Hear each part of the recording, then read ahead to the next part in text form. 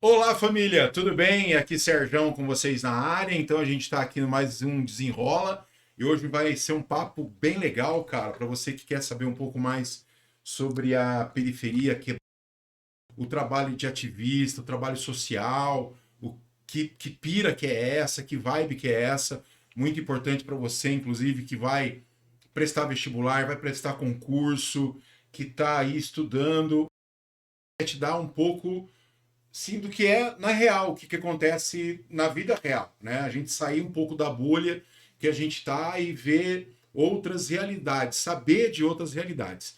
É por isso que a gente está recebendo aqui a Pai Querer FM, né? Que você está vendo aqui, ó. Estamos aqui na Pai Querer FM, que cede espaço para a gente do Pode Serjão. E nós vamos conversar com a Lua, né? Vou mostrar ela aqui para vocês, ó. Aí a Lua. Oi, Lua. Tudo Oi. bem? Lua, ela é ativista, ela é da CUFA aqui de Londrina, ela vai explicar bem o que é isso tudo. A CUFA é a Central Única de Favelas, e a gente vai bater um papo aqui, a gente vai desenrolar a respeito disso. Lua, primeiramente, muito obrigado por você ter vindo aqui, muito obrigado por você ter aceitado o convite. Nós estamos fazendo essa gravação aqui numa segunda-feira à noite, e a a vir aqui no estúdio para a gente poder fazer essa gravação. Então, meu muito obrigado. E eu quero convidar você, Lu, inicialmente, a se inscrever no nosso canal, Pode Serjão, a ativar o sininho, a curtir as entrevistas que estão lá.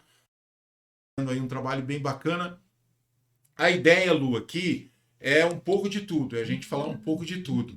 Né? Mas eu sempre foco, o meu enfoque vai ser assim, para que quem esteja assistindo sobre aquilo que a gente está falando. E a gente possa compartilhar isso com as pessoas, né? Que a gente possa fazer essa troca, né, com as pessoas que estão nos acompanhando, tá bom? Então seja muito bem-vinda, muito obrigado.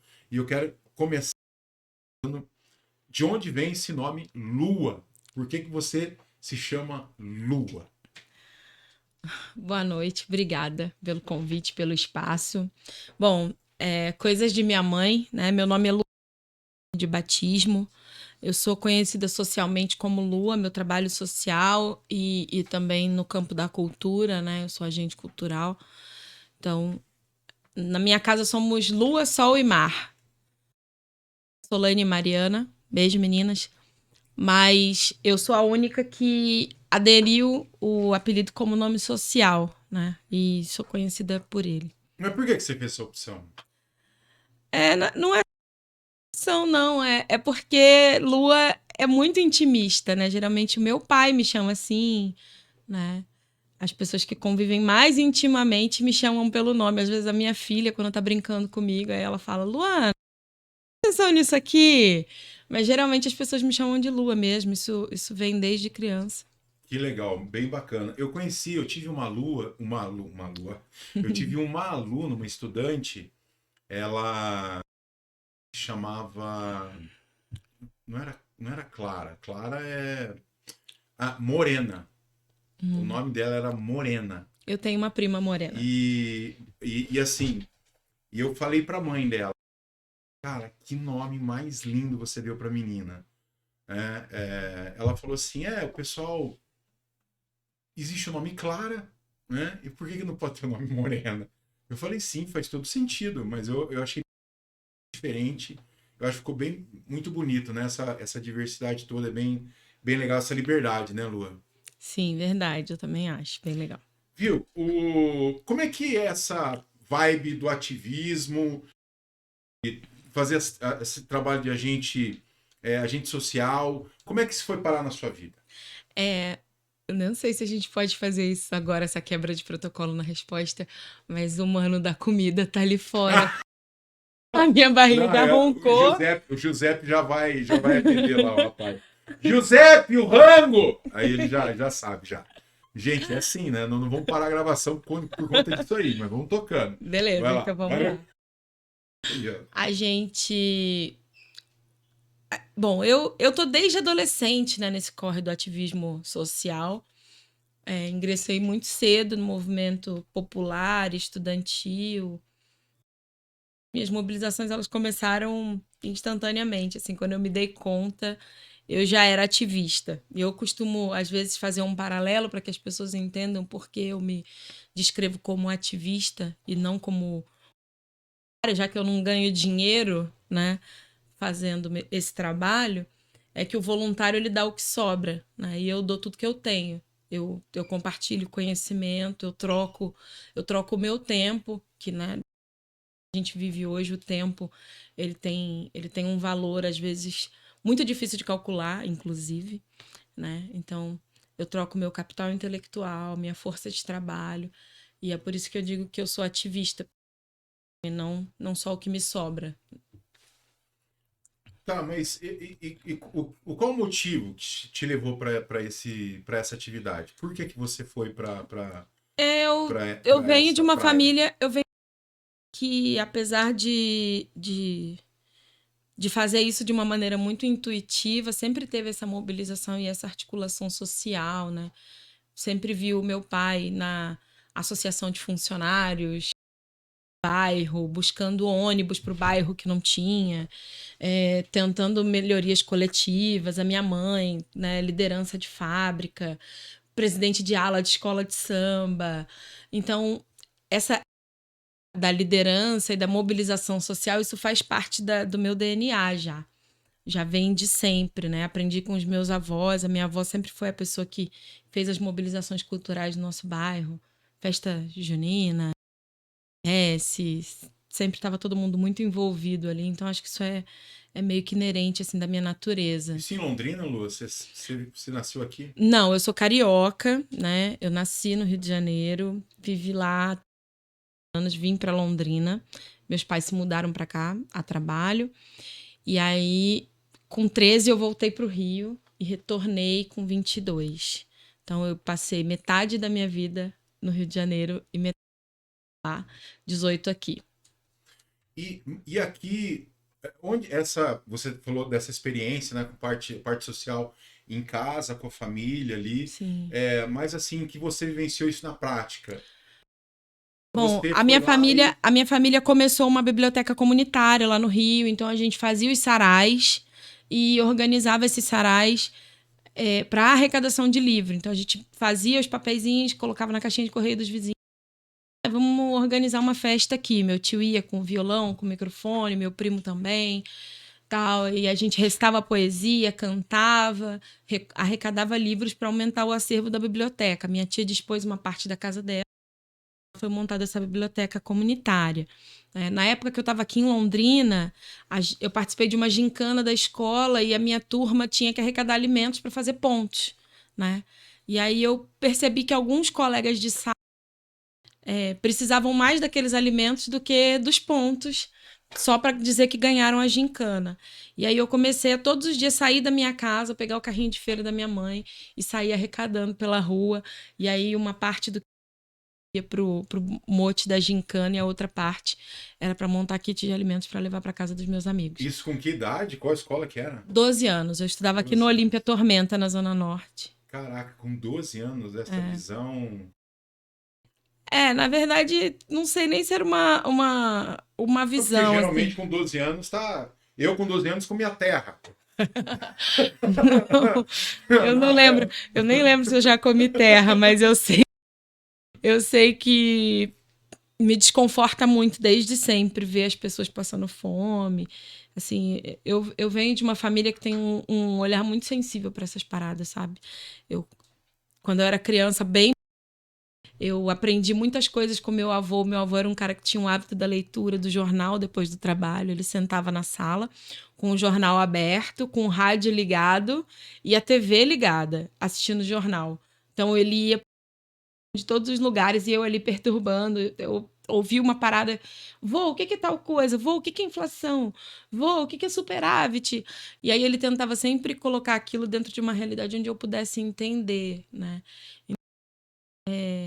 Os meus primeiros encontros com mobilidade social, com articulação, com movimentação das pessoas, isso tudo aconteceu muito cedo, de maneira muito introjetada, sem que eu conseguisse realmente ter dimensão. Quando eu me dei conta, já estava tudo pronto ali só para começar a botar a mão na massa. Certo. E aí começou com 12 anos, não parou mais. Aí não quis parar mais. Aí só quis- fui mudando de ramo.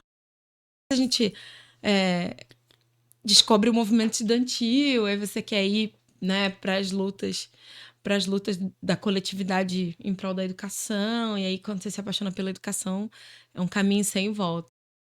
Professora, Eu sou educadora social. educadora social. Sim, eu não tenho formação de professora, porém, a gente faz uma troca. Eu não gosto de chamar de aula, né? Porque para ser aula eu teria que ter uma teórica, inclusive, da questão da profissão mesmo, né? O nosso objetivo não é colocar isso com o status de eu sou a professora e fulano é o aluno. Lá ninguém é aluno, né? Eu dou aula no comunitário, mas eu costumo dizer que eles são nossos companheiros de jornada, porque às vezes a gente entra lá com determinado conteúdo para trocar e aprende muito mais do que ensinou. Ah, sem dúvida. Então, não falo que eu sou professora, sou uma pessoa que faz troca de conhecimento. Eu E é trafico bem legal, né? informação. Trafica informação, né? Exatamente, Muito legal essa fala. como diz o MV Bill, né, que é um dos precursores da CUFA, é uma dos cofundadores, a referência de pensamento para Por mim. falar em CUFA, como é que a CUFA entrou aí nessa sua vida? Então, tem muita gente que acha que o meu trabalho social começa a partir da CUFA, e na verdade a CUFA ela é sempre o caminho inverso, né? Faz um trampo social e a CUFA identifica em você um perfil parecido para estar lá e brigar pelas lutas deles também. Então a CUFA ela existe desde o início, né, meados de 1990. Ela nasce no Rio de Janeiro, do hip hop e de outras linguagens artísticas e culturais participando das assembleias de fundação e de fundamentação dessa ideia. A CUFA ela é uma ideia que vira uma potência, potencializa outras pessoas. Assim, tenho muito orgulho de fazer parte desse time. Fui convidada a participar como voluntária, depois me tornei coordenadora da cidade, depois da regional, do estado. Então, tenho muito orgulho do que eu faço. Caraca, e assim, deixa eu só mudar a câmera aqui, que eu tô nos comandos técnicos aqui também. E a CUFA, como é que ela é um movimento, como é que eu vou dizer assim, tem uma, eu não sei, tá? Por isso que eu tô te perguntando, porque eu não sei. Tem um presidente, um vice-presidente, os representantes, é um trabalho organizado, então, vamos iniciar um trabalho agora no Rio de Janeiro a todas as CUFAs do Brasil. Como é que é essa pira aí? Bom, a CUFA ela é uma instituição que ela tem uma interdependência. Então, as CUFAs elas têm autonomia, né? Cada cidade tem autonomia para fazer ações. Porém, a CUFA nacional também tem ações que vão acontecendo. Então, a base movimenta, né? E o topo da pirâmide também. Então, existe essa fluência de todos os lados, das ações de todos os lados. Eu, por exemplo, posso começar um projeto ou uma ação específica aqui no interior do Paraná e essa ação ir parar em Curitiba ou ser replicada em outros estados, sem problema nenhum. Bem como as ações que vêm da Nacional para nós. Então, por exemplo, realizo um trabalho humanitário em causas específicas. Deslizamento de terra lá em Petrópolis. A gente mobilizou o país inteiro para arrecadação. Então, quem tinha condições logísticas de ajudar e de mandar para lá alimentos, tal, foi feito através das suas CUFAs essa articulação. E as ações, né, o nosso presidente nacional, né, o nosso CEO, que é o Celso Ataíde, presidente nacional, que é né, e também tem a ação do Mulheres da CUFA, que é uma outra linha de trabalho, que é uma linha só das mulheres que estão nas lideranças, né, Patrícia, gente, um beijo para todo mundo. Essa galera articulações específicas que vão ser ramificadas para o país. Então a gente trabalha para todos os lados, né? Que legal. Hoje, no caso, em Londrina, assim, o que que você. Qual que é desenvolvendo dentro da CUFA, os bairros que você atende? Porque existe uma. Quando você vai, por exemplo, você vai na Coab, em Londrina, você conversa com pessoas que estão lá na prefeitura, enfim. Não tem favela em Londrina. Não existe favela em Londrina. E no imaginário das pessoas, né, naquela ideia de senso comum, a favela é um morro, né, até bastante estigmatizado, né? Essa visão de que é um morro igual acontece no Rio de Janeiro, então tem muita gente que tem essa visão. E não é bem isso, né? Não é bem assim que funciona. Então, como é que você CUFA aqui em Londrina? Como é que você tá Como é que tá essa vibe aí? É uma parada muito, muito engraçada, né? Se a gente for pensar que Londrina é uma cidade realmente, se a gente for comparar com outras cidades, né? É uma cidade muito bonita, muito desenvolvida. Mas essa questão da favela, ela perpassa outras características além de uma questão do saneamento básico. Então, entender que favelização é um processo geográfico onde não tem saneamento básico, aí você vai acreditar que a maioria da cidade de Londrina não tem favela, mas não é assim. Porque isso é transversal a muitas outras questões, né? A muitas outras questões de acesso, que é uma palavra-chave para qualquer pessoa que venha falar sobre direitos sociais, né? Sobre essa supressão de direitos. Todas as pessoas têm acesso a uma educação de qualidade, todas as pessoas têm acesso à água de qualidade, todas as pessoas têm acesso a asfalto. Não, nem todas. Então, na cidade de Londrina tem favela sim, né? A gente tem tem muitas morro. de ocupação, e inclusive temos morro, né? Dependendo da perspectiva, pode ser uma depressão ou um morro. Depende do ponto onde você está nele. Mas tem sim, né? E é muito dependendo de quem você está conversando, tem favela ou não tem, né? Se você estiver falando sobre a perspectiva da segurança pública, Londrina tem favela. Se você estiver falando sobre a questão, né, sobre um outro aspecto, talvez a pessoa diga não, tem favela. É o cara que trabalha com especulação imobiliária vai dizer não, pode vir, Londrina é uma cidade tranquila, vem morar aqui, não tem favela. Você sabe que, aliás, essa retórica, né, esse discurso, história, né? Então, você pega, por exemplo, no começo da colonização em Londrina, quando a Companhia de Terras Norte do Paraná veio e fez lotes, e aí depois inicia o processo, tempo mais tarde, né? Você começa o processo de venda dos lotes, a propaganda, né? Qual que era? Terra livre de saúva e terra vermelha, né? A terra roxa, né? A melhor terra do mundo. E essa ideia de que a terra de Londrina é a melhor terra do mundo, ela tá até hoje no imaginário das pessoas. E quando você vai fazer uma análise de solo, que você vai estudar o solo, você percebe que a terra roxa na Norte do Paraná é uma terra muito boa, vulcânica, mas ela não é a melhor do mundo.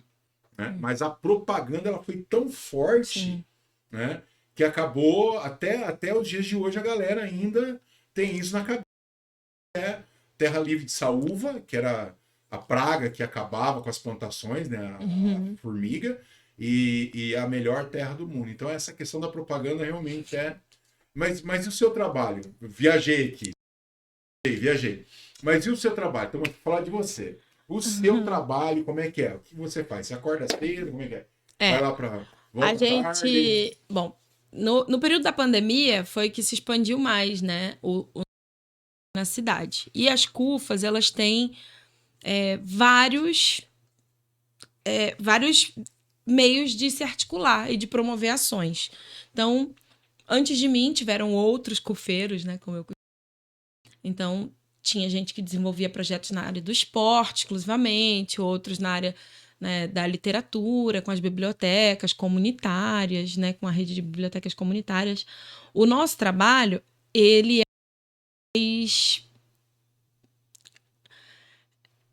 tem uma disruptura um pouco maior, porque o objetivo é atingir um público central, que são as mães da favela, que são as mulheres, né?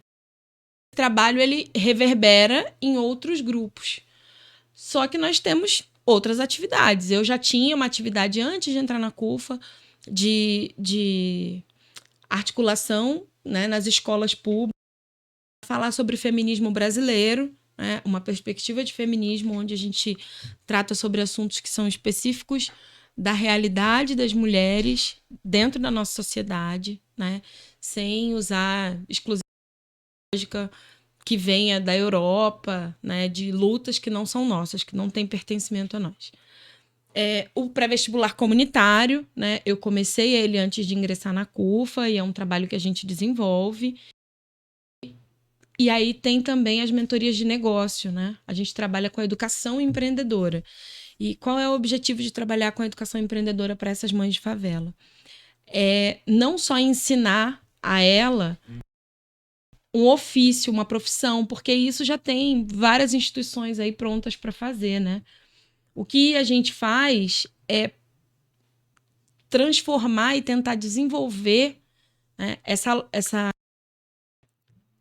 esse entendimento do empreendedorismo sobre um outro olhar, né? Nós, periféricos, naturalmente já temos essa pegada do empreender, né? Só que é a expressão mercadológica da parada, porque a gente já gourmetizado. O empreendedorismo é a gourmetização do se virar, do dar seus pulos, né? Do fazer seu corre, que é uma expressão, né, sul. Lá no Rio a gente não usava muito essa expressão, usava mais o fazer seus corres e dar uns pulos. Então, que diga-se de passagem, esse lance da gente também é uma coisa que é história, né? E que a língua portuguesa também estuda bastante, que tem umas diferenças bem legais, né? Tem. Na época que eu era criança, no Rio se falava muito normal, né? Ah, fulano vive de biscate. E aí, quando eu vim morar aqui, biscate é outra parada. É outra coisa. E aí, quando eu cheguei aqui, eu tava conversando com uns colegas e tal. Daí eu falei, não, meu pai é motorista, minha mãe faz biscate. E aí todo mundo ficou chocado, assim, nossa! Como assim? Como assim? O que a mãe dessa menina faz? Mas, enfim, que a língua... São algumas peças que a língua portuguesa nos prega, né? E eu falo pra caramba, já me esqueci do que a gente tava falando. Não, a gente tá a gente tava contando sobre o trabalho que a gente desenvolve. E eu falei sobre o cursinho pré-vestibular, sobre as ações, né, de empreendedorismo. E a gente, além disso, tem o nosso trabalho humanitário. Então, nós recebemos doações de roupas, de agasalhos, fraldas, de material, de medicamentos, de material de acompanhamento fisioterapêutico e recuperação, né, de pessoas. Porque na pandemia, especificamente, o número de pessoas que se acidentou de moto, né, com esse processo de uberização do trabalho, foi assim muito grande. Então, as pessoas precisavam de cadeira de roda, de andador, de cadeira de banho, de colchão, caixa de ovo. E aí a gente começou a fazer um trabalho com os eram outras demandas que iam aparecendo nas favelas. Às vezes a pessoa não precisa só de comida, né? E aí, além dos alimentos, dos produtos de higiene, a gente tem uma campanha permanente de combate à pobreza menstrual, que é uma, né, das vertentes assim que a gente não vai deixar de trabalhar. E dentro desse pensamento de quando você trabalha com a mana favelada, que é mãe, né, e que muitas vezes ela que leva a responsa da casa, e é uma família numerosa. Geralmente, quando você vai ofertar para essa mulher uma oportunidade de negócio, para ela, vou te dar um curso. Esse um dia, dois, porque ela tem muita vontade de aprender e de trabalhar no campo da estética. Ela quer muito aprender. Só que ela vai um dia, dois, três, aparece um bico para ela fazer, ela não consegue ir mais, porque ela tem que pagar aluguel, porque ela precisa comer, porque ela precisa comprar o remédio do filho. Então, quando a gente oferta uma proposta como essa, a gente precisa ter alguma devolutiva para essa mulher. Não adianta eu oferecer que ela vá lá aprender a fazer, sei lá, uma técnica de cabeleireiro. Se eu montar um salão escola dentro da quebrada e essa mulher não tiver a tranquilidade de saber que os filhos dela vão estar dentro de um seguro e tranquilo para que ela possa estudar, né, que ela possa se profissionalizar, se qualificar, aprender a cuidar dos negócios, entender um pouco de educação financeira para que ela consiga sentir no fim do mês esse dinheiro entrar, ela não vai estudar.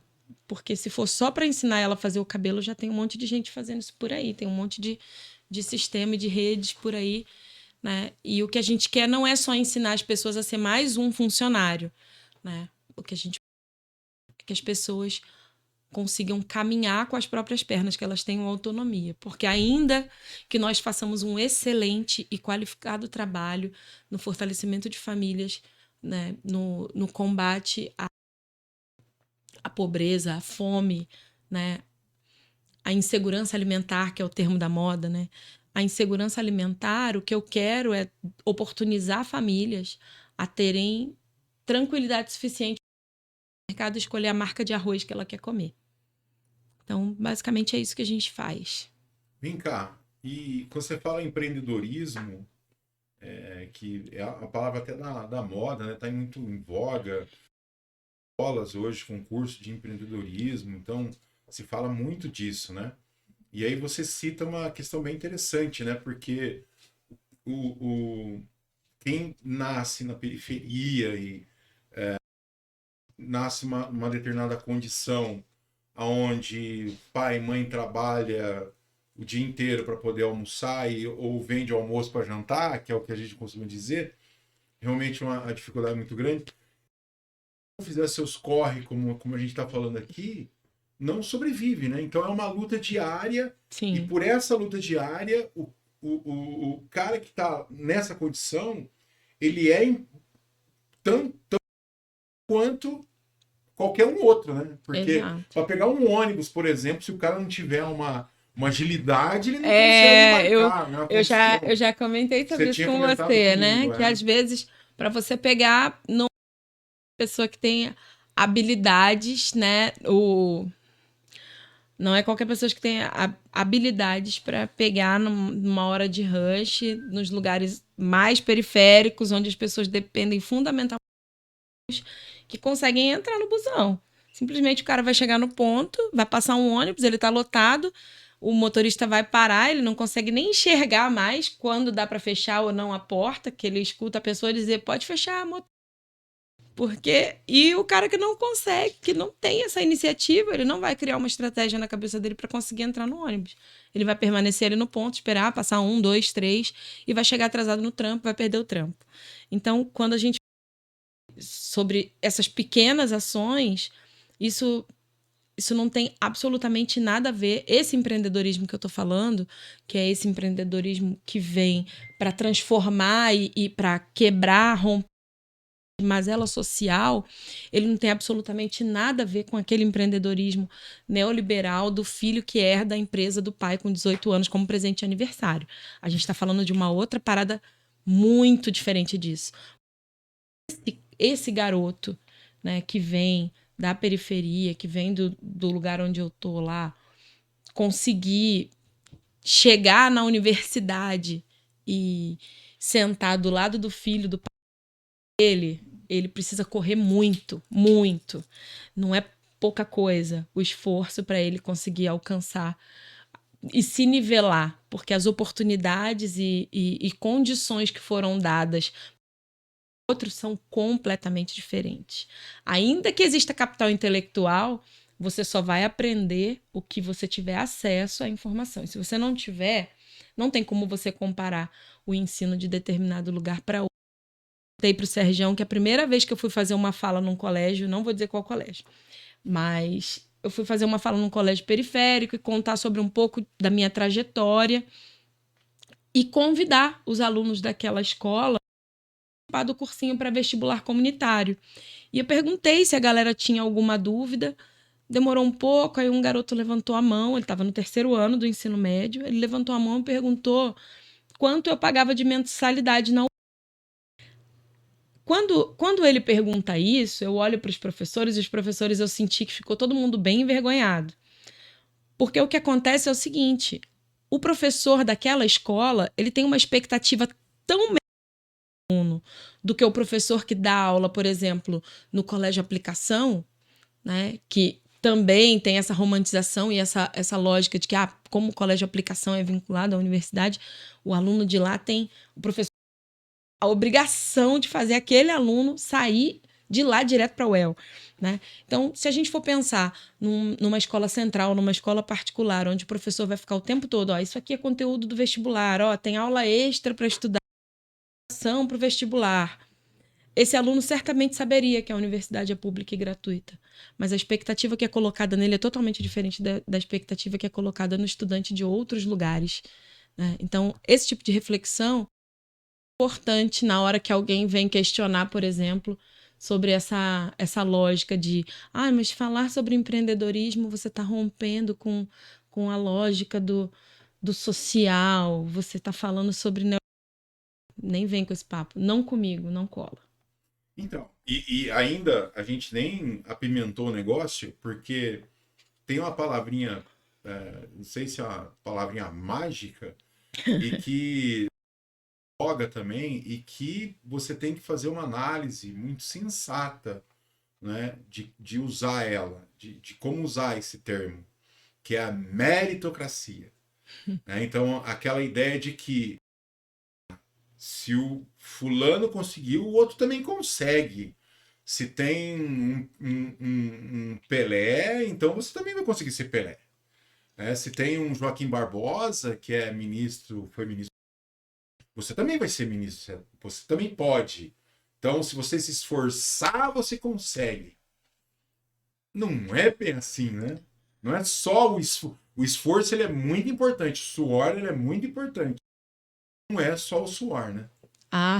De maneira alguma. Eu acho que se a gente precisar ainda, né, 2022, com tanto acesso à informação, a gente tem que sempre se lembrar que a teoria, assim como tantas outras teorias políticas e sociais, elas vêm de um tempo que não é nosso, de um lugar que não é nosso, né? Então, quando você fala sobre meritocracia, realidade tão desigual quanto é a sociedade brasileira, chega a ser bizarro, né? Chega a ser bizarro pensar nisso. Então vamos pensar aí que um garoto que tá lá no... Né, eu moro lá na periferia da Zona Norte de Londrina, no último bairro do, da Zona Norte de Londrina.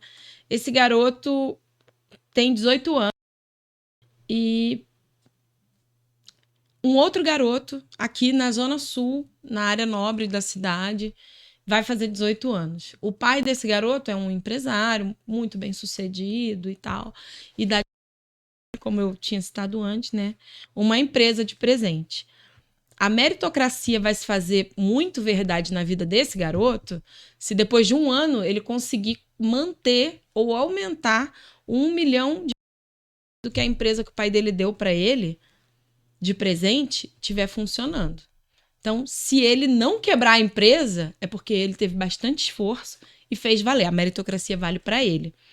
Agora, para aquele 8 anos que quando chegava em casa com 12, a mãe não tinha a mesma empolgação de ver o boletim dele com nota 10, quanto teria se ele chegasse em casa com olerite, com meio salário mínimo para reforçar a renda da família, necessidades que não são supridas pelo mínimo necessário que o Estado deveria dar de qualidade de vida e tal. Então, é por isso que o terceiro setor existe, é por isso que as sociais existem. Tudo isso só existe porque a meritocracia é uma farsa. Senão, não teria porquê. Porque nós já mostramos ao longo de muitos anos, foram 408 anos de escravidão. Então, eu acho que a gente já provou que nós somos muito esforçados. Né? Eu fazia essa conta com meus alunos no quadro. Então, a gente é muito esforçado. Acreditem que a maioria dos são pretos, não é por falta de esforço. É porque a meritocracia é uma mentira, pessoal. Quando você pega, por exemplo, 1888, né, que acaba a escravidão, até os dias atuais, dá menos do que o tempo de escravidão. O tempo próprio de escravidão. Vamos imaginar assim, né? Que aquela assinatura da Princesa Isabel resolveu definitivamente com todos os países do Brasil. Vamos imaginar isso. Né? E ainda assim, nós teríamos um hiato gigantesco aí do período que foi que foi escravizada, né? Do período que os negros vieram escravizados e que esse país foi construído com esse trabalho, né? Com muito desse trabalho, muito desse esforço, né? Dessa galera Sim, toda, né? sim. E agora, Se a meritocracia fosse real, o Brasil era um reinado, então era um reinado negro. tava todo mundo bem, né? Tava O nosso, exato, Agora, o nosso então, congresso ia ser lotado de gente preta, de representatividade popular e favelada, inclusive, porque foi pudemos ocupar depois da tão sonhada libertação da escravatura, né? então, mas você vê que existe um conflito ou assim, as pessoas estão ao invés de poder sentar e dialogar, olha, vai ter gente que acredita piamente na meritocracia, certo? Tem gente que acredita que e tem gente que acredita em racismo estrutural no Brasil. Tem gente que acredita que não existe. Em que pese a realidade está aí, né? Para a gente ver que racismo estrutural ele está presentíssimo na nossa vida. Mas ainda tem gente que não acredita. Existe um diálogo ou você vê hoje só discussão, só briga e não se dá mais, tá? E vamos conversar sobre isso. Como é que isso rola na quebrada? Fala pra gente. Então, é que na realidade são muitas nuances, né, pra gente avaliar. Vamos lá, temos. Vamos pensar, usando uma frase da minha avó, que acho que dá bastante norte para falar sobre isso, né? Quem não sabe é como quem não vê. Então, entender o racismo estrutural é uma discussão que é muito difícil quando as pessoas não entendem o conceito, né? Então, é difícil você discutir sobre algo que você não sabe. Quando fica tudo muito raso, você não entende a lógica da parada. O que as pessoas sabem sobre o racismo, aqui no Sul tem uma característica um pouco diferente. Lá tô eu correndo de novo, eu juro, ó. Aqui no Sul, aqui em Londrina especificamente, tem uma característica um pouco diferente. Uma característica que o Caetano coloca num trecho de música, né? Que ele fez em parceria com o Gil, que é Haiti.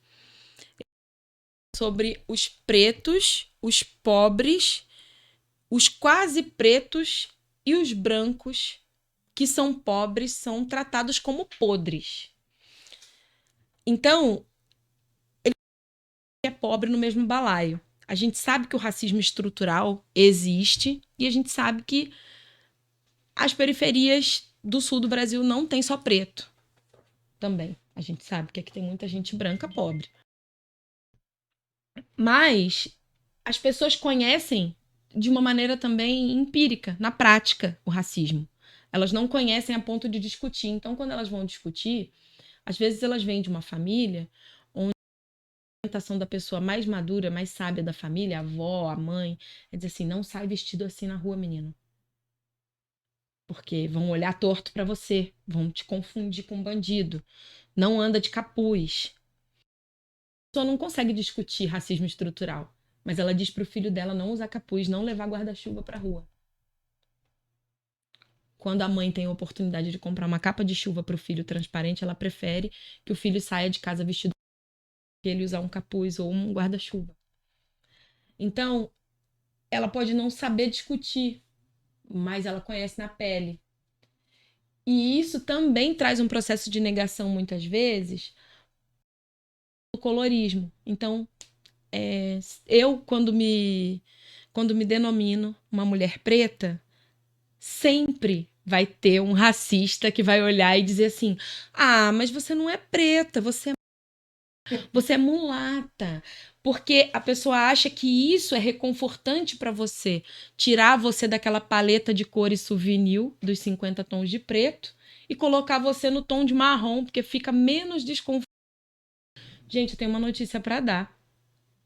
Isso não diminui o racismo.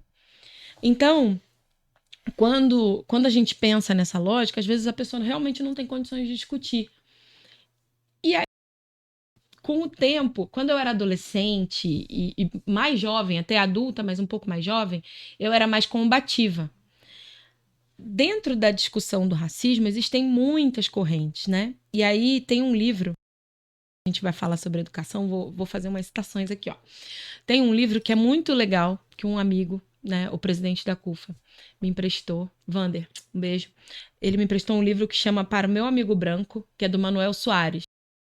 Muito legal. E o Manuel, ele tem uma linguagem, ele tá na TV aí todos os dias para todo mundo assistir, né, as coisas que ele fala e para ver quanta doçura e ponderação ele tem para ensinar, né, as pessoas a combater o racismo nosso de cada dia. E aí nesse livro Para Meu Amigo Branco, ele fala justamente sobre a linguagem do afeto para tratar a questão do racismo. Algum tempo atrás aí, umas semanas atrás, né, ele estava num programa de TV e aí a doutora se levantou e teve uma convidada que foi lá, que tem uma receita famosa de cocada na festa junina. A mulher foi lá no programa, levou uma cocada. E aí o apresentador estava com a bandeja, tirou a bandeja da mesa e todo mundo olhando, achando que ela ia servir cocada. Ela falou assim, eu vou entregar a cocada para a dona da cocada servir. Ah, eu lembro disso. Então, muito gentil e sutil, pegou a bandeja e falou, não, hoje você é a nossa convidada, eu vou te servir e você me sugere quem eu devo servir primeiro. Então, ele foi muito cordial com ela para ensinar na prática as pessoas. Quem estava em casa assistindo, ele chegou no Twitter e desceu o sarrafo, e a gente está de olho em você, fulana, tal, porque cada um usa um discurso e uma linguagem diferente para tratar sobre o que afetam, né?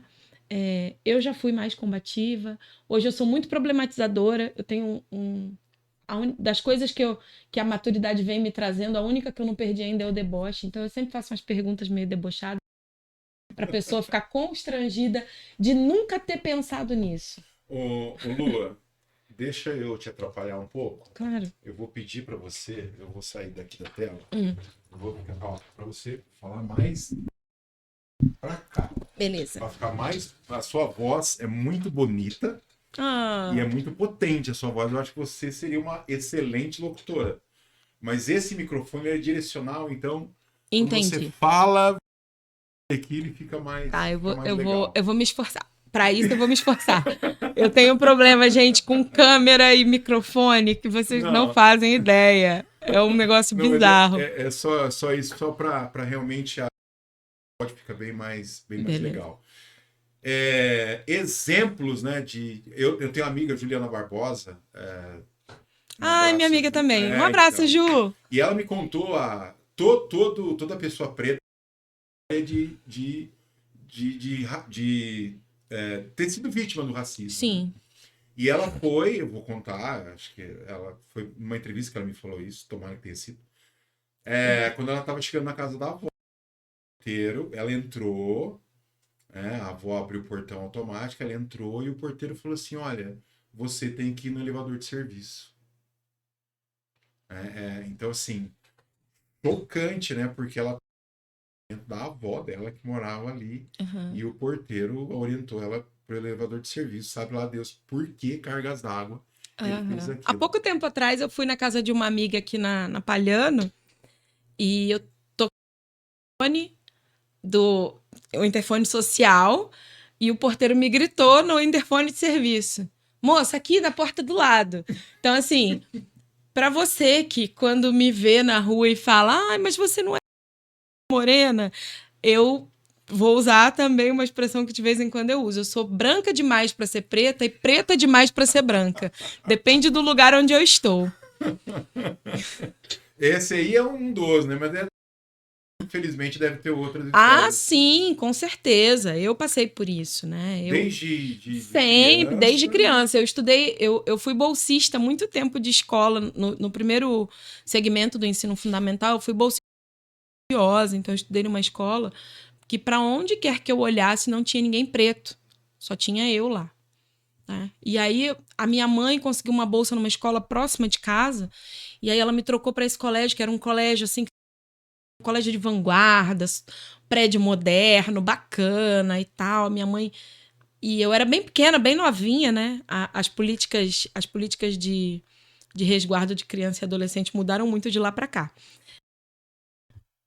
Tô contando a história dessa escola, a dica, né? O Estatuto da Criança e do Adolescente ainda não estava em vigor. E aí a minha mãe me levava na porta da escola de manhã antes de trabalhar e eu voltava de ônibus.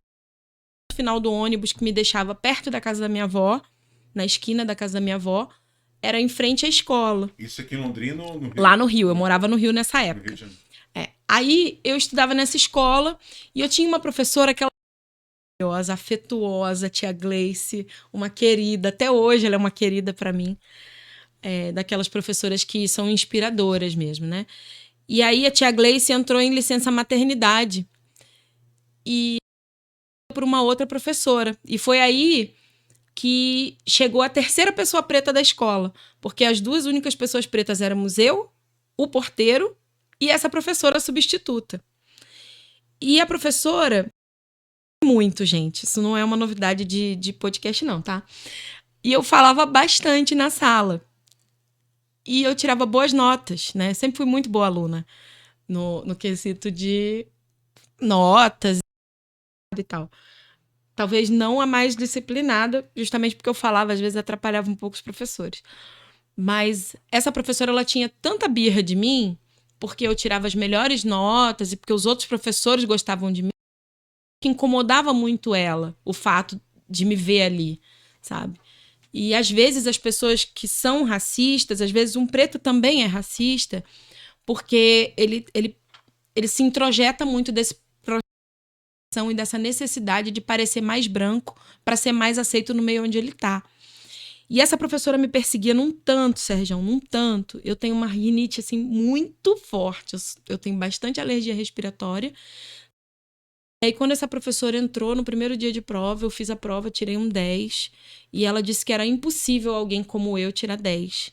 E ela me colocou colada no quadro, né? Na época não tinha quadro branco, gente, com canetinha, né? Era giz, muito pó. E ela me colocou com o rosto colado no quadro, a minha carteira ficava colada no quadro e eu ficava de costas para toda a minha turma. E eu fiquei assim durante 3 meses, sentada, até eu tive uma crise de asma na escola e fui parar no hospital, né? E a professora teve que me tirar, né, da beira do quadro. E aí ela me colocou no fundo da sala. Comecei a usar óculos, né? Porque eu descobri que eu tinha uma dificuldade de enxergar de longe, graças à professora Márcia, substituta racista. Beijo, professora, obrigada, viu, por ter me ajudado a diagnosticar o problema de visão. E descobri que eu tinha problema de visão, de tanto ficar com a cara socada no giz, porque a professora não aceitava que a pessoa que tivesse as melhores notas da escola fosse preta. É um dos exemplos, né?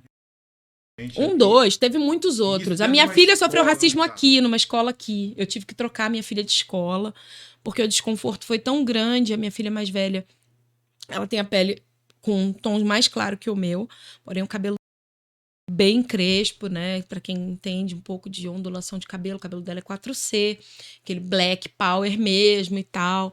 E aí a tia da cantina ficava muito incomodada com o cabelo da minha filha. Um dia pegou, rasgou e amarrou o cabelo da minha filha, porque ela dizia, sua mãe não doma esse cabelo, não cuida desse cabelo e tal.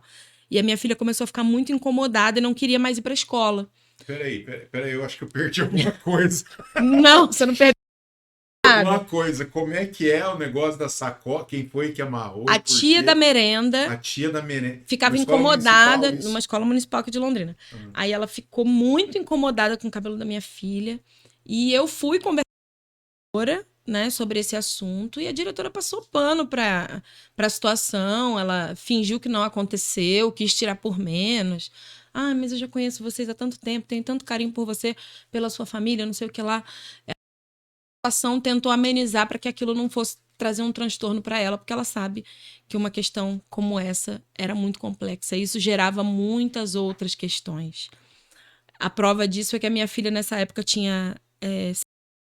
né? Eu troquei a minha filha de escola e aos 9 anos a minha filha tinha terminado de escrever um livro de poesias. E a poesia e a poesia mais marcante, né, da minha filha, desse livro, que ela chama Traumas. Né? E um dos versos, uma das estrofes desse poema fala sobre isso, né? Olha ela, um cabelo crespo de repolho, é só para pegar piolho. Olha ela, nega do cabelo duro, que o cabelo dá para ver por cima do muro. Então, essa relação de aceitação, de autoestima, ela também todas as questões de racismo estrutural possíveis que você imaginar. Há 2 semanas atrás eu estava em Curitiba trabalhando, levei minha filha para cortar o cabelo. A minha filha do meio tem um cabelo exatamente igual ao meu, né? São cachos pequenos, indefinidos. E aí ela corta o cabelo bem curtinho, que ela gosta de cabelo curto. E aí o rapaz que nos atendeu falou: eu sou especialista em cachos, eu vim da minha cidade, eu sou especialista em cachos. Eu falei: que ótimo. Ele falou: sua filha é permanente. Eu falei: mas os cachos dela são definidos. Para que fazer permanente? É pra domesticar os cachos. Então, as pessoas que acreditam que são especialistas em cabelo afro, elas são em descaracterizar o que nós somos. Então, pensar nessa retórica de decolonização, né, de que não existe... Gente, como não existe o racismo estrutural se o tempo todo vocês estão tentando transformar a gente em algo... o racismo estrutural está aí. E o desconforto, na realidade, da maioria da sociedade, é que essa contracorrente vem tão forte, as pessoas estão começando a ficar tão conscientes da sua valor, das suas potencialidades, que está ficando cada dia mais difícil encontrar o preto só varrendo rua, né? Ou só na menor maternidade. Quando você se dá conta, ele está começando a ocupar os espaços nas universidades, os lugares de fala dentro do campo intelectual, né? As tomadas de decisões dentro das empresas, iniciando seus negócios, sendo líderes dentro dos seus segmentos. E aí, quando você se dá conta, um movimento cultural imenso, timoneado por negros, né? Como é o movimento hip hop. E aí, quando você se dá conta, essas pessoas estão perdidas e falam: em que momento a gente errou para que eles não permitissem que fossem só a nossa distração? Porque durante muito tempo nós fomos a distração. Né? De repente, a gente começou a tudo que pode ser nosso. Né? O protagonismo realmente, né? Exato. O protagonismo. E aí, cara, como professor, você vê, muita gente não sabe, mas quando você Machado de Assis, para muito estudante, até hoje, Machado de Assis é branco. Porque as fotos clareiam ele como se fosse filtro do Instagram. Exato. Nem existia Instagram na época, né? Não. E o Machado... É muito doido pensar isso. É muito maluco. E assim, quando você... E aí, a gente faz uma meia-culpa, né? Enquanto professor de história. Sim. E os livros de história reforçaram muito. Mas os historiadores, eles também eram brancos e racistas. A prova disso é que hoje, para muitas famílias... do seu tempo, né? Exato. E que parece que estão ressuscitando agora. Tem uns que... E se a gente parar para pensar, é uma parada bem... Vou problematizar aqui, né? Se a gente parar para pensar, nessa lógica toda, assim, eu tô fazendo a minha nacionalidade estrangeira. Como que chama isso? Tá. Dupla cidadania. Eu estou buscando, estou buscando... Porque eu sou espanhol. Exato, porque eu sou bisneto de italiano, de espanhol, de alemão. Não. Tudo bem. Isso aí. Aí as pessoas vão e buscam, sabe, a identidade. Eu valorizo. Por quê? Porque isso tá ligado a uma coisa que me arrepia toda vez que eu penso, que é a ancestralidade. A ancestralidade, saber de onde vem, é muito importante. Eu tenho um orgulho danado de fazendo uma fala, poder fazer uma citação sobre coisas que eu aprendi com a minha avó ou com o meu avô. Porque isso fala sobre de onde a gente vem, a nossa raiz, sabe? O que corre na nossa veia. Isso é muito importante. família dessa consegue fazer uma dupla cidadania europeia, ela tem como buscar essa documentação, historicamente, inclusive lá na Europa, né? A maioria das pessoas investigam fora do país a sua origem, né? A sua raiz, para fazer esse tipo de documentação. Para nós é muito difícil, por quê? Aí vem as pessoas e falam assim, mas é porque o Castro Alves, né, para livrar a cara dos pretos, problema para os pretos, ele tacou fogo nos documentos dos pretos, tudo. Gente, olha, vamos parar de cair no conto da carochinha, pelo amor de Deus. Antes da lei do ventre livre, né, antes de todo esse processo, e não começa, ele não nasce, o processo abolicionista, ele não nasce da maravilhosa assinatura da Isabel. A Bebel, ela só cumpriu um protocolo de algo que já estava posto na sociedade diante de muitas lutas. Elas nascem com o povo negro. Quando nós chegamos aqui, acorrentados, escravizados, né? Quando eu falo de nós, eu falo do nosso povo ancestral. Nós chegamos aqui escravizados, vez que um negro era vendido aleatoriamente, independente da sua linguagem, da sua etnia, para cada senhor que comprava como mercadoria. A partir do momento que casais, eles eram separados e vendidos para outros espaços. Por quê? Porque a negra grávida ia para outro lugar e isso desarticula. Porque quando você desarticula pessoas, né, dos seus vínculos, dos seus laços, os laços fortalecem as pessoas. Então, nós não temos história, nós não temos linhas de ancestralidade de 7, 8 gerações, o povo preto não tem, é por outras razões, não é porque documento, gente, para de acreditar nessas loucuras. Então, é sobre isso, né? Quando a gente fala sobre ancestralidade, sobre o quanto o povo branco, quanto a branquitude e o pensamento constrói tantas retóricas que são inverdades, como é a história da Terra Vermelha ser a melhor do mundo, ou como é o povo preto não ter documento porque um preto tacou fogo. Que o índio é preguiçoso. De que os estigmas de que o índio é preguiçoso, de que o carioca é malandro, né? De que o baiano é não sei o quê, de que o nordestino é não sei o quê. Gente, isso é só mais uma construção social para colocar as pessoas que não são quem faz o discurso abaixo delas. Mas como é que é isso? A galera tem essa consciência? Isso é levado para...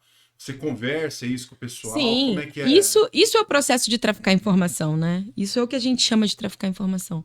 A gente faz essa que tem a oportunidade. Eu costumo brincar que a maioria das pessoas que estão no corre junto com a gente para esse trampo de ativismo social, elas não são de lá, né? Elas não são da favela. Por quê? Porque as pessoas que poderiam se engajar nesses processos, que têm essa liderança natural, elas estão na corrida delas também.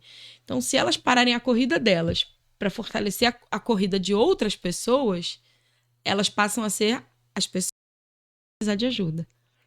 Então, nem sempre a gente consegue abarcar todo mundo, né? E esse é um processo de construção então, diária. Assim, a galera que trabalha contigo lá, tem uma galera que é voluntária, mas que não é da quebrada ali, não é da periferia, né? Exato. Já tem uma condição a gestão do nosso projeto, a única pessoa que é periférica sou eu. Os demais, nenhum é.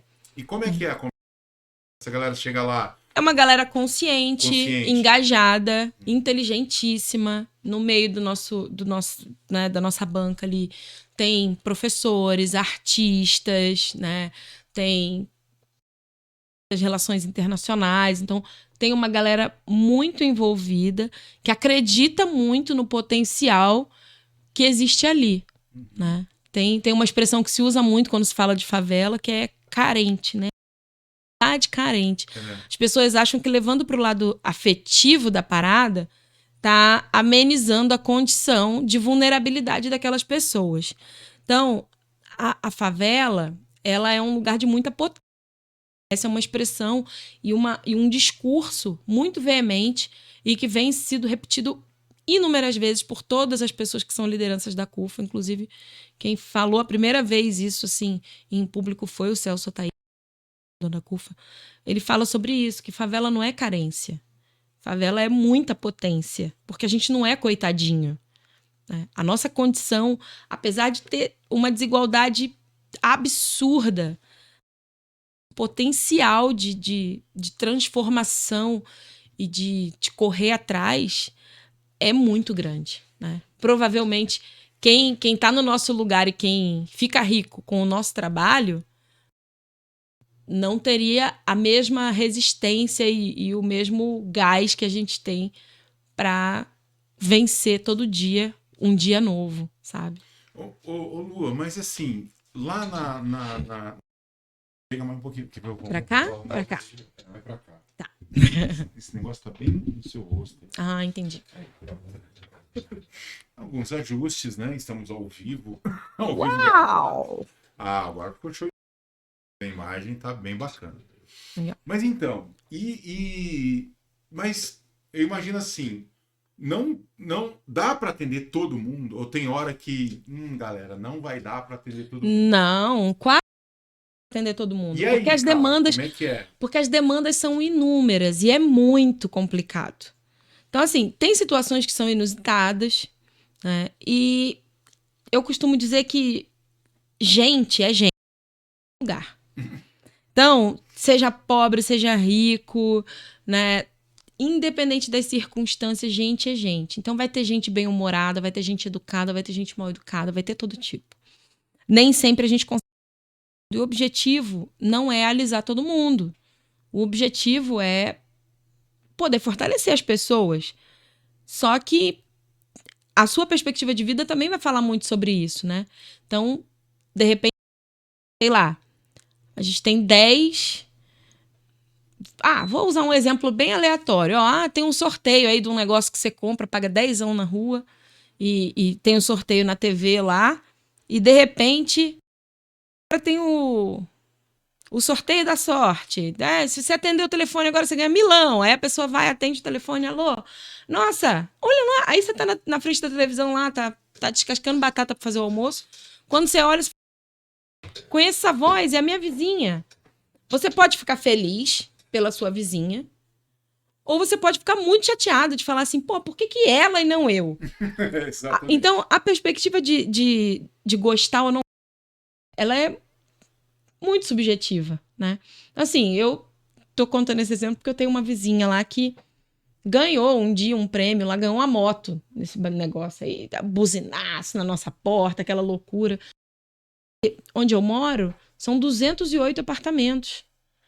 Daquelas 208 pessoas que ouviram aquele barulhão no domingo, entregando moto, aquele vucu-vucu, a mulher meio assustada, assim, com os vizinhos que nunca cumprimentando ela, com certeza teve gente que ficou assim, nossa, mas eu compro há tanto tempo, por que não fui eu? Por que foi? Então, é muito complicado. É o que eu me pergunto também. Aconteceu uma situação,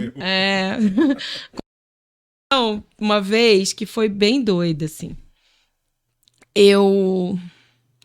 A gente foi fazer uma entrega de alimentos num lugar, num determinado bairro, e aí chegamos lá, a gente tinha distribuído senha, cadastrado lideranças que nos auxiliam, porque a gente atende muitos lugares, né? São muitas quebradas diferentes. Então, a gente foi atender nesse lugar, nesse determinado lugar, e tinha senhas, né? A gente distribuiu senhas para que as pessoas recebessem. Porque não adianta juntar 500 pessoas lá, na expectativa de receber, e eu só tenho 30. Né? Então, a gente convoca as pessoas dentro daquela perspectiva de necessidade e de oportunidade. A organização da logística toda e tal. Aí a mulher veio dando de dedo na minha cara e falou assim, porque eu também tenho direito, se deu pra fulano, tem que dar pra mim. Eu falei, olha, não é assim que funciona. Se eu conseguir fazer pra 1, joia. Se conseguir fazer pra 10, muito melhor. Se conseguir fazer pra 100, Deus abençoe. Se você não tá entre os 100, Deus abençoe quem recebeu. E que se punhado de sal e a pessoa puder te ajudar, que ótimo, porque a gente conseguiu abençoar 100, não conseguiu abençoar você. É isso. Mas se você fez para um, você tem que fazer para todo mundo. Eu falo, não, Eu tenho 3 idades, porque fui eu que pus no mundo. Cecília, Isis e Heloísa. Tudo que eu fizer além disso é lucro. Aí, às vezes, para algumas pessoas, isso parece que, nossa, como você é dura.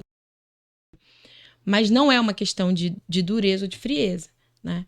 É que se você não se posiciona, né, as pessoas, às vezes, elas tratam você como se você tivesse uma obrigação plena e absoluta de vontades. E não é uma questão de vontades. Infelizmente, ninguém consegue abarcar todo mundo. O serviço social, ele está aí para todos. Né? O serviço social, fundamentalmente, dentro da lei, ele diz precisar dele. Se você estiver precisando, hoje, de um atendimento, você vai bater no balcão do CRAS e você vai marcar uma agenda para daqui a um tempo. Porque é para quem precisar e não é ao seu tempo, é o tempo que der. Né? A CUFA tem uma sede? Vocês têm uma sede aqui? Sim, na realidade, a gente está com uma base no Vista Bela, né? O território onde eu moro, né? O meu lugar. E a gente está em obras agora para começar a atender já daqui a alguns dias. A gente acredita que daqui 2, 3 semanas já está a todo vapor com as atividades de reforço escolar. Isso, né? Isso. Escolar, do cursinho pré-vestibular, né? E dos cursos que a gente vai ofertar também. E é lá que funciona o cursinho. Isso. Mas vem cá.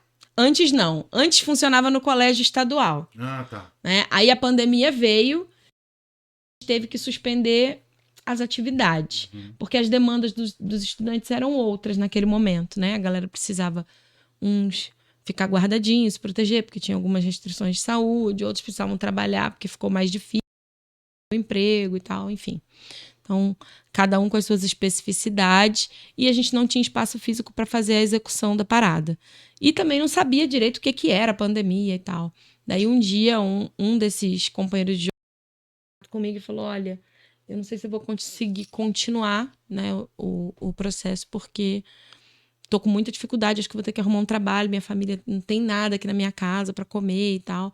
Então foi a partir disso que eu comecei a campanha em Londrina, puxei o bonde, porque eu falei, não, a gente tem que fazer alguma coisa.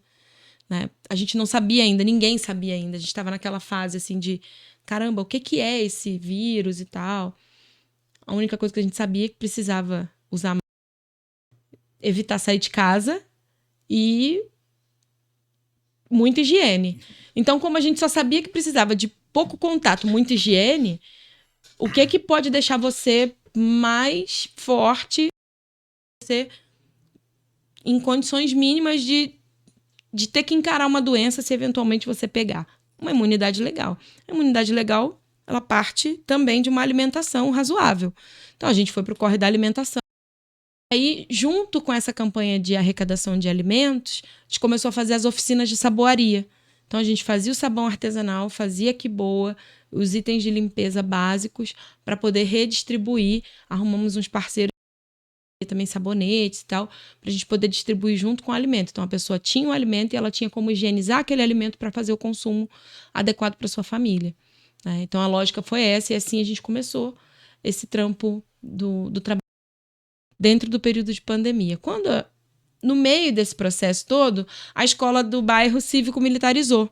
Então, não tem mais o uso da escola para atividades da comunidade externa, que é uma pena, né? Porque é um aparelho público muito mais qualificado se a escola pudesse interagir com a comunidade onde ela está inserida e não se fechar em copas, né? E restringir essa participação. Ué, mas a escola está funcionando. Porque ela é cívico-militarizada. Então, o ensino noturno na escola acabou e não tem mais nenhuma atividade externa que aconteça na escola. Só as atividades de aula. Então, o nosso projeto... A escola não se envolve com o bairro? Praticamente isso, porque a escola antes tinha projetos que aconteciam, que eram executados lá, e agora não tem mais. E não era só o nosso de cursinho pré-vestibular. O cursinho era lá, tinha projeto de capoeira, tinham outros projetos que aconteciam e agora não acontece mais nada. Só as aulas. Isso. E a escola melhorou? Os alunos estão gostando? As famílias estão gostando? Os últimos relatos que eu tenho ouvido é que tem aumentado bastante o índice de violência entre os alunos. Né? Aonde? no Vista Bela. Não, mas na Tá tendo escola, bastante briga, bastante conflito entre os alunos. na E que a cívico-militar, participação na cívico-militar, a única escola estadual que tem lá. E que tá tendo bastante dificuldade de comunicação, assim, com a diretoria, com a nova gestão, mas são coisas que eu não posso afirmar porque eu não tô presente na escola mais, entendi, claro. né? Então, não tem Mas como saber. chega até você, né? Você tá dentro do Não, bairro, quer dizer, tá, a gente tá ali, a conversa gente com a ouve. galera, ouve. Exato, os adolescentes que têm vínculo com a gente comentam bastante, assim, né? Todo mundo voltou. O pessoal pensou que vai todo mundo voltar melhor nessa É, pandemia. as minhas filhas, Mais ou menos. particularmente, estudam lá no bairro, não estudam no colégio. Por que não? Porque eu não entendo a lógica do colégio cívico-militar como uma parada legal. Não acho que é bom. Não acho que é bom e as minhas filhas estão na escola. Entendi. Bom,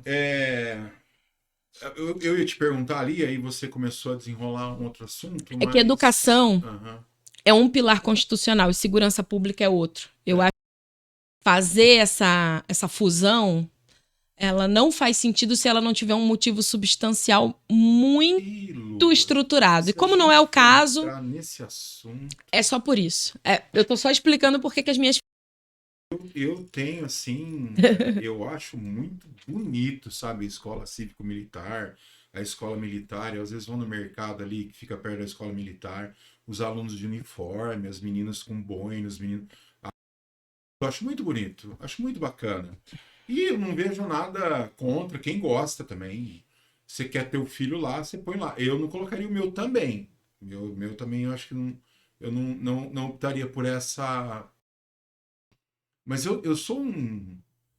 O que eu vejo, só pra gente. Só para ilustrar um pouco assim, né, da escola militar. A primeira coisa que eu acho equivocada é você fazer um concurso na escola militar. Eu acho que é. Peraí, como assim concurso?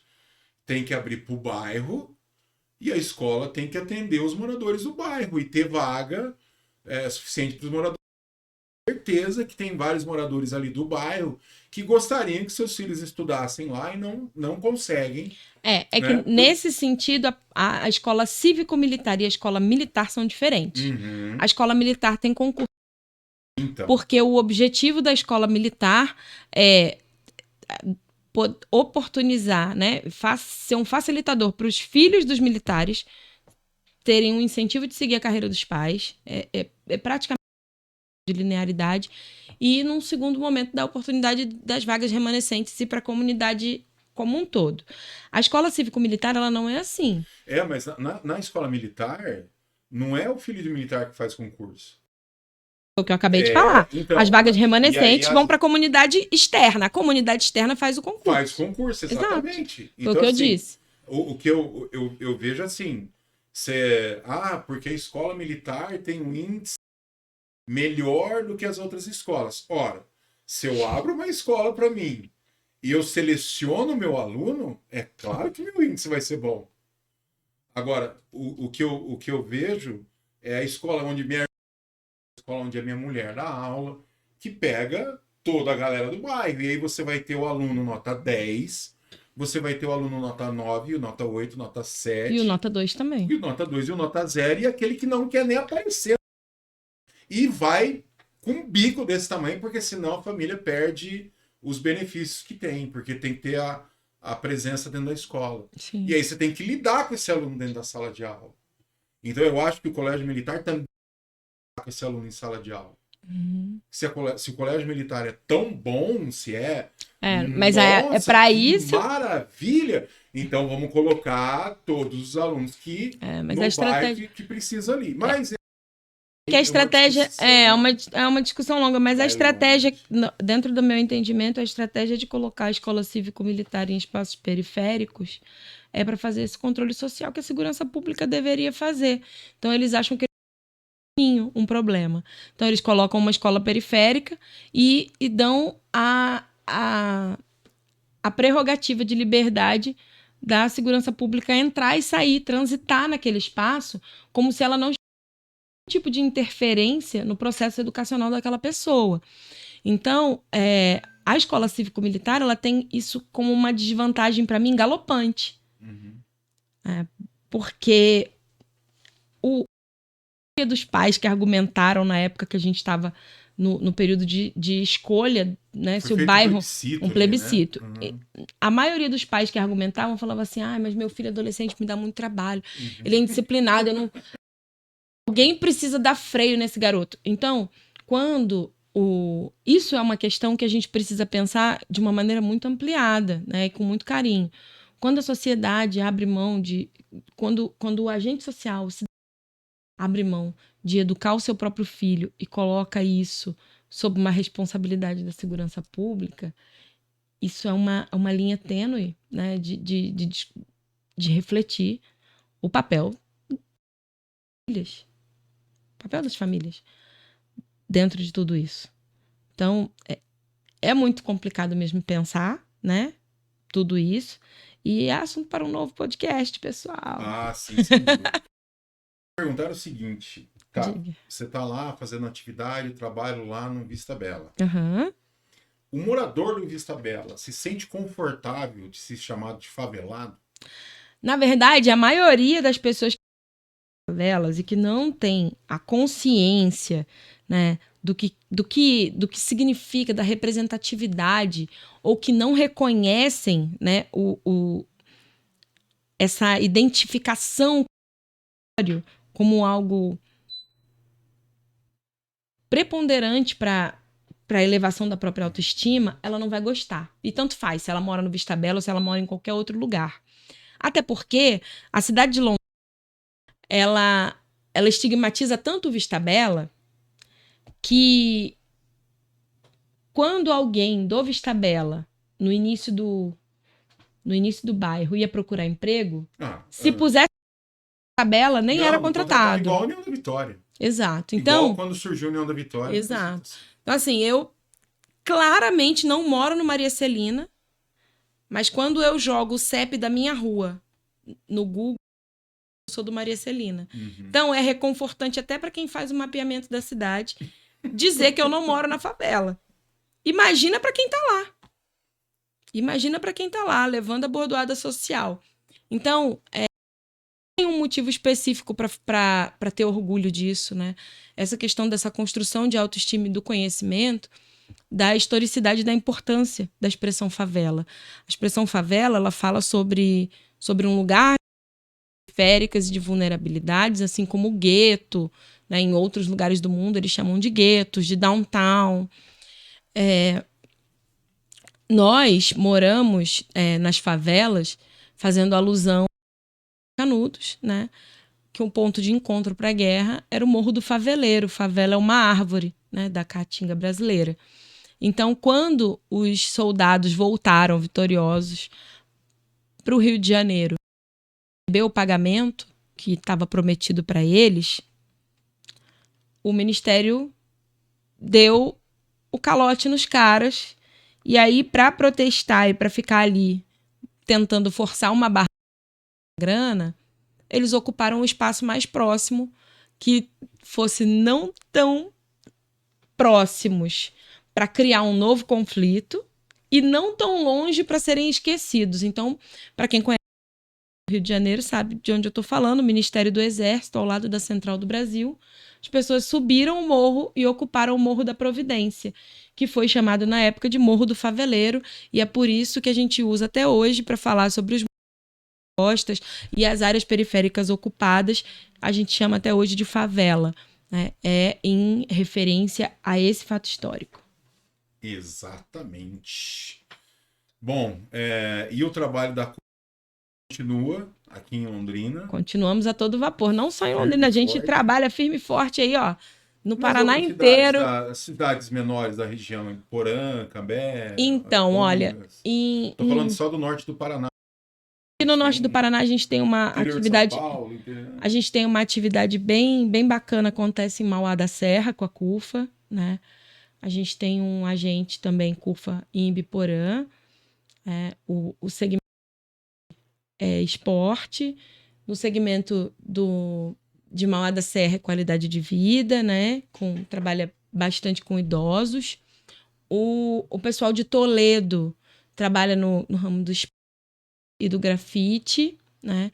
Campo Mourão também tem CUFA, trabalha também qualidade de vida, né? As relações sociais e o grafite, a arte. Em Ponta Grossa também temos CUFA. A CUFA de Ponta Grossa trabalha qualidade de vida, também tem projetos na área do esporte, né? E estou falando dos lugares e não estou citando os meus amigos. Um beijo para todos os nossos coordenadores, queridos amigos, gente fina. Todo lugar do Paraná tem gente fina trabalhando nessa CUFA, fora de série. É uma galera louca. Em Foz do Iguaçu também tem na área da cultura. Lá em Curitiba são muitos segmentos, tem educação, tem esporte. O principal desafio hoje, você fala assim, não, nós precisamos resolver essa parada aqui e é urgente. É que quando você vai ensinar qualquer coisa para alguém, aí eu vou citar de novo, já falei sobre ele numa outra conversa, mas vou citar de novo o Chico Science, né? Com a barriga vazia eu não consigo dormir. Com o bucho bem cheio eu começo a pensar. De barriga vazia é muito difícil da gente trabalhar com os povos periféricos. Falando de povos periféricos, a gente precisa ter a contrapartida do básico necessário. Já falei sobre isso. Não dá para a gente pensar em formar pessoas, em construir novas retóricas de vida para elas, em dar estigmas sociais se as pessoas estiverem com a falta do mínimo necessário para subsistir. Então, semana passada, o presidente, né, nós temos 2 presidentes na CUFA Paraná, fez uma entrevista incrível que apareceu até no Jornal Nacional, falando sobre a dificuldade que nós temos hoje na arrecadação de itens básicos de alimento. Cara, mas eu imagino assim, a galera, tá todo mundo precisando, né? Quer dizer, todo mundo não, né? Muita gente, né? Tem muita gente precisando, tem muita gente que tá numa situação assim bem delicada. Muitas pessoas estão mandando os filhos para as escolas assim, e buscando oportunidades fora do período escolar para ele, em projetos sociais, em atendimentos, justamente para assegurar que eles tenham as refeições, porque está bem difícil da gente conseguir arrecadar. O índice de desemprego, de informalidade está bem grande. É uma cidade que tem projetos pioneiros na área ambiental, né? Por exemplo, estou citando isso porque eu vou passar um exemplo prático. A gente tem uma região da cidade aqui que tem bastante cooperativa de reciclagens e tal.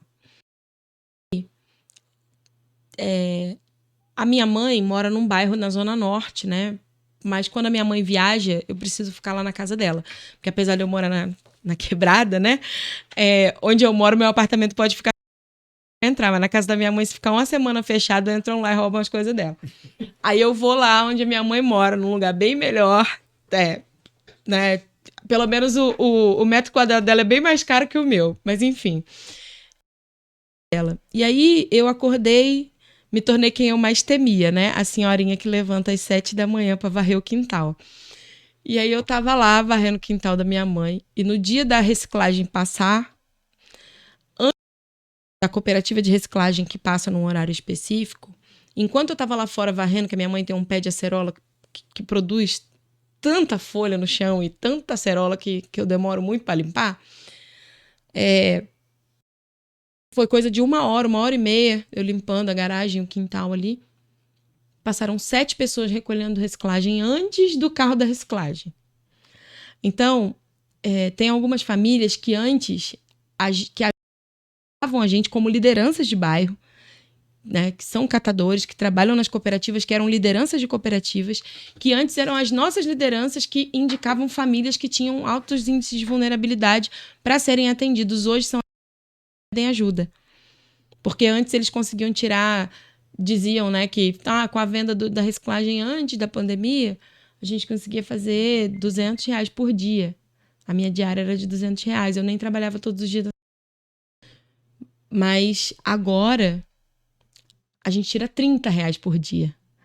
Então a diária diminuiu muito porque aumentou muito o índice de pessoas na informalidade trabalhando.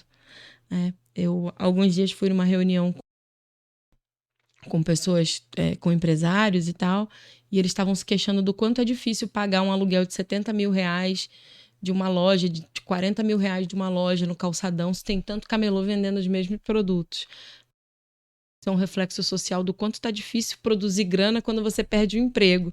Porque um monte de porta dos comércios que não aguentou continuar atendendo, fechou, e esse mesmo vendedor que estava do lado de dentro de uma loja que agora fechou, veio para a rua. E é muito doido isso, porque as pessoas não conseguem enxergar o impacto econômico e social que está acontecendo. Então, quando diminui muito a nossa doação, é óbvio que a gente fica mega preocupado com o resultado. E esse é um grande desafio para nós, né? Algum tempo atrás, o nosso desafio era não falar coisa errada quando aparecia numa entrevista. Contar uma história, eu acho que isso eu posso contar. Uma vez eu fui dar uma entrevista ao vivo na TV e eu não sabia que estava ao vivo. Porque eu estava acostumada a fazer, né, essas matérias e tal, para divulgar as campanhas, mas geralmente o pessoal edita, né, e manda para o ar o que dá. Porque a TV, eu falo muito, e a TV é sempre muito estreitinho, né? E o cara, em nenhum momento, o jornalista que estava lá acompanhando a nossa ação me disse que eu ia entrar num link ao vivo. E aí ele conversando comigo, que ele estava com o microfone de lapela e tal. Ele estava com o microfone na mão, assim, e ele virou para mim e falou assim: mas o que é mais difícil para vocês nesse momento de... Aí eu, pra descontrair a conversa com ele, porque eu achei que eu tava conversando só com ele, falei assim: olha, por incrível que pareça, pobre também caga. Porque ninguém doa papel higiênico. Só que eu não tinha a menor noção de que eu tava na televisão ao vivo. Resultado, nunca mais apareci nessa emissora. Gente, me perdoa, eu não sabia que era ao vivo. Bom, mas é verdade, né? O pobre também vai ao banheiro e precisa do papel higiênico. É que às vezes o item de higiene pessoal, ele é como um item indispensável, sabe? E aí, tirando essa parte da vergonha que eu passei na TV, no ao vivo, numa outra ocasião eu fui reunir com empresárias, né, que era um chá das mulheres empresárias.